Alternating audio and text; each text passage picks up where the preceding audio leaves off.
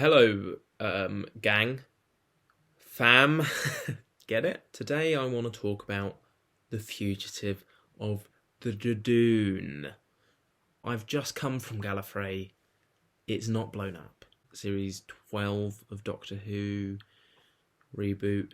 Wanted to be a little bit more positive. The last video of a talk about a specific episode that I did, which could have been the last video I put up about Doctor Who, or maybe it wasn't. Maybe I put up 12 videos before putting this one up. Who knows? Was a little bit negative, and I loved The Fugitive of the Judoon. It was the best one in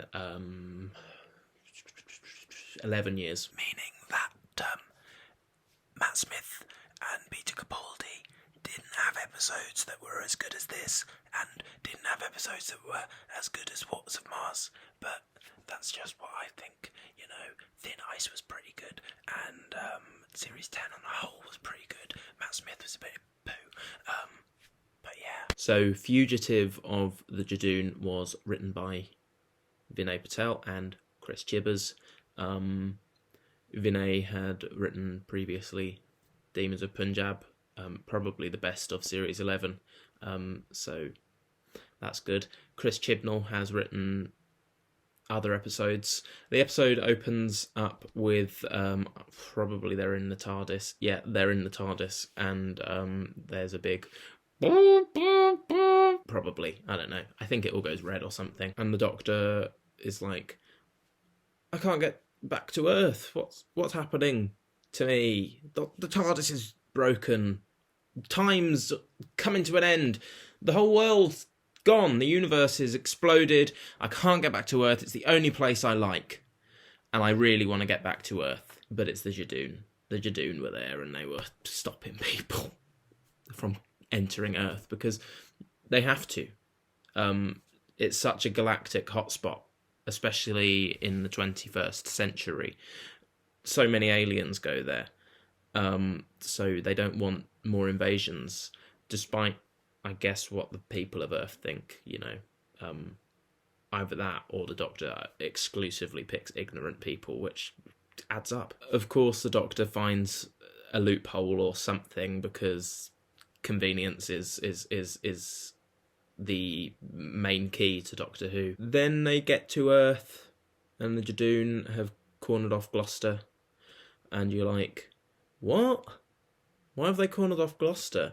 And then Ruth pops up with her boyf, and she's like, then she goes to work to do the little, do you want to come and have a tour of the Gloucester Cathedral or something? And no one wants to because, I don't know, I guess tourism doesn't exist in the Doctor Who universe, so she's got no work coming in. Then the Judoon pop up and they're like, Bono, Chrono, Flono, Caro, or something. Then the old woman's like, I need to get out of here, and runs into the force field and dies, and Ruth's like, that woman died, but I'm not going to be that shocked by it because that happens all the time, that people just get disintegrated.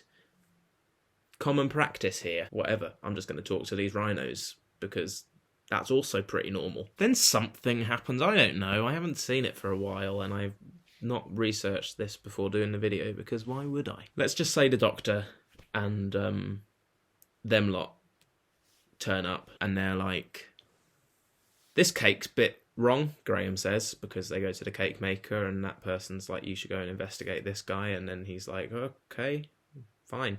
But Graham sticks around because they need him to for plot. And he looks at the cake and he goes, that is the worst cake I've ever seen in my whole life. You're the worst cake man I've ever met. And to be honest, mate, I hate you. And I think that Graham probably would have continued to punch him, but Jack summons him up to wherever the hell Jack is. I don't know.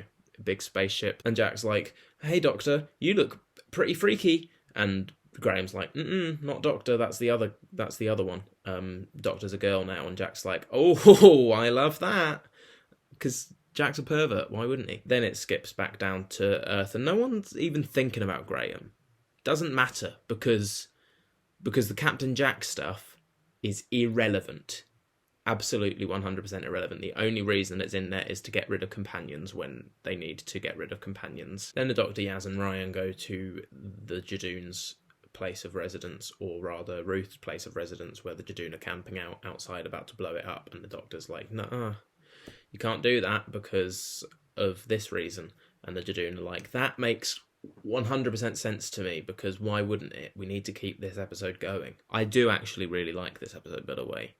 I just can't be positive about anything. Then they go in and they're like, right, so you're a baddie or you're a baddie. Either way, one of you got to be a baddie, or the Judoon are the baddie. Turns out it's the Judoon are the baddie, because it turns out that Ruth and her boyfriend are, or at least her boyfriend's an alien, and they find something alien, and he's like, you can't touch that, leave it.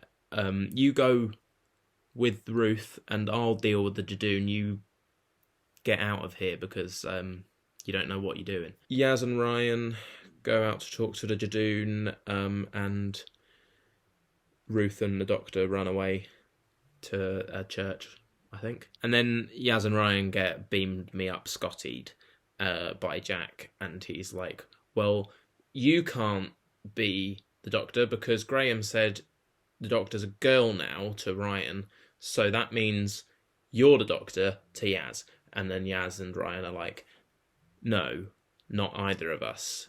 You're an idiot. And Jack's like, well, for the purposes of moving this episode along, I can only beam 3 of you up here. Then Ruth and the Doctor drive to that church, and they're like, what are you doing? What's your deal, Ruth? And Ruth's like, nothing, I'm normal. You're weird. Leave me alone. I just want a normal life. You're bugging me. Then the Judoon and some other lady come into her boyfriend's place and are like, so I'm going to kill you now. And they kill him. Then back at the church, the Judoon turn up, and Ruth is like, I'm going to rip your horn off. And she does. But then she's like, I don't know how I did that. I don't know what I was doing. And the Doctor's like, you're weird. Something's up with you. So they go and find the lighthouse. Then they get to the lighthouse, and the Doctor decides to dig outside whilst Ruth goes and breaks the glass to become a Time Lord again. The Doctor digs up a TARDIS and is like, hang on a second. Wait, hang on. My TARDIS doesn't look like this anymore. And also, what? Then Ruth's there and she's like, I'm the Doctor. What? She's the Doctor? No way. I thought she was the Doctor, and now she's the Doctor? This is too confusing, man. So you're like, cool. She's already better than Jodie Whittaker is as the Doctor, so she's probably just going to be the Doctor from now on. She isn't. Then they land on, I guess, a Judoon spaceship.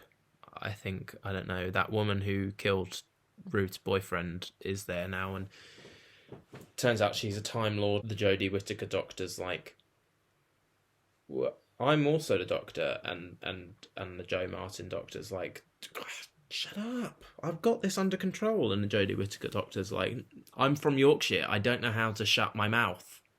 Then Jodie tells the woman who killed old boyfriend earlier, Gallifrey's blown up, and then asks her to check her mind.